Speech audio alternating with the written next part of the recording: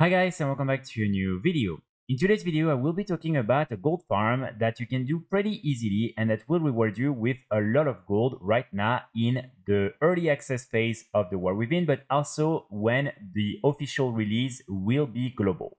So this gold farm is linked to PvP, and all you have to do in order to take part in this gold farm is to go here in your talents and you want to unlock war mode on. So with war mode on, you will now be able to kill other players in all the different parts of Kazalgar, and also you will be able to take part in the war mode events, including the war supply chests or crates. Basically, every maybe 15 minutes or so, you will have one of these little helicopters that will come in one of the 4 zones of Kazalgar, and they will drop a crate.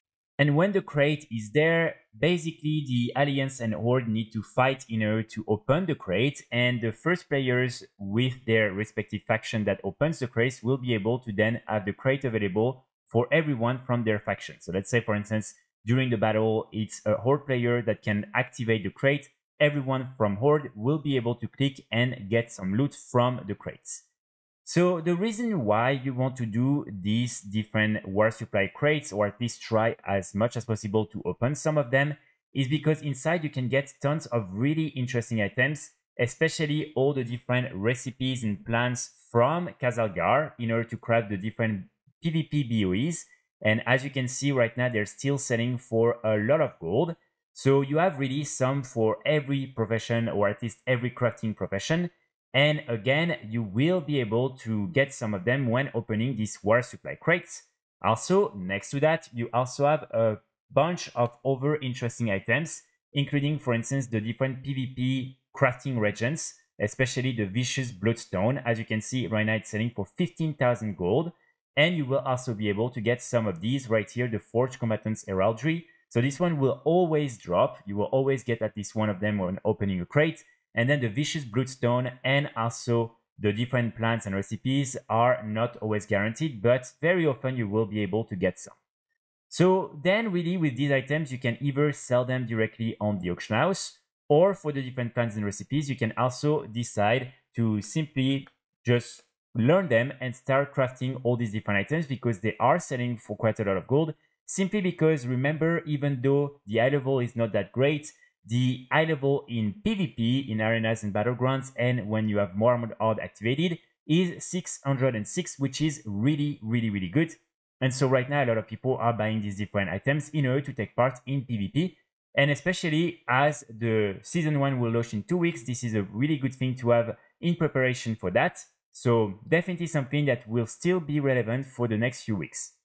And these different items really sell super fast. As you can see, yesterday I got one plan. I posted it on the auction house, and after not even 20-30 minutes, it was already sold. So trust me when I'm saying that really you have a lot of opportunities with all these different plants and recipes, and you can really make a lot of gold. Also remember that if you're playing on a realm where maybe there's not a lot of people and you don't find the market very interesting, you can always use your Warband bank in order to put all these plants and recipes inside, and then you can go on a high populated realm and you can try to sell them there. Like that, you will hopefully be able to sell them for more gold and faster. Now, when it comes to the war supply crates, they are following a very simple rotation. So when you have one, for instance, in the Isle of Dawn, the next one around 15-10 minutes later will be in the Ringing Deeps. So you just want to make your way to the Ringing Deeps. After the Ringing Deeps, after again, it's anywhere between 10 to 20 minutes, you will be able to get one in Allowfall. After that, it will be in Ashkaet, and after that, it will go back to the Isle of Dawn and then do that again and again.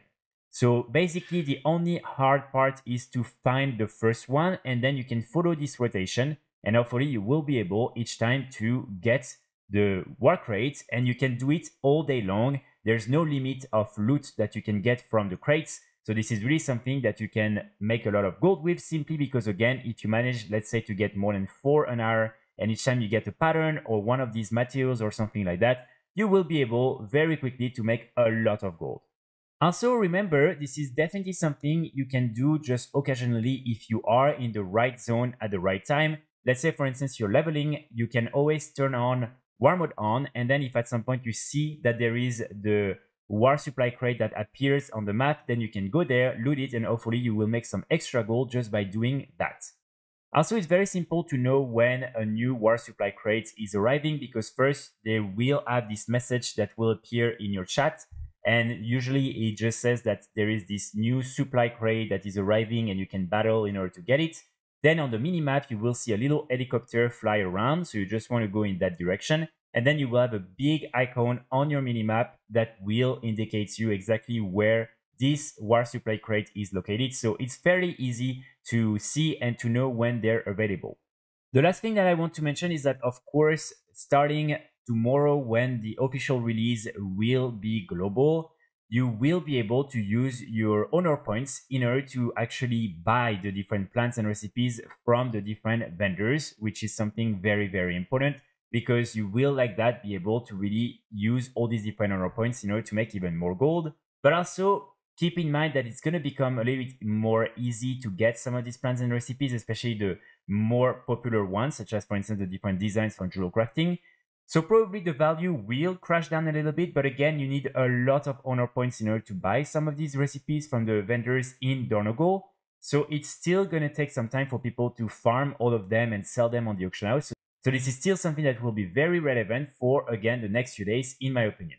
And the last thing that I want to mention is that you will also be able to get some bloody tokens when doing that. And so in that process, you will be able to get some really, really good gear that you will be able to buy from, again, the vendors in Dornogal. And normally you will be able to get some pretty good high-level gear just by using your different bloody tokens. So all in all, I think this is a really good farm that you can do right now. I would really recommend you to turn on war mode on, because like that you will be able to find some of these different supply crates. So let me know in the comments what you think about that.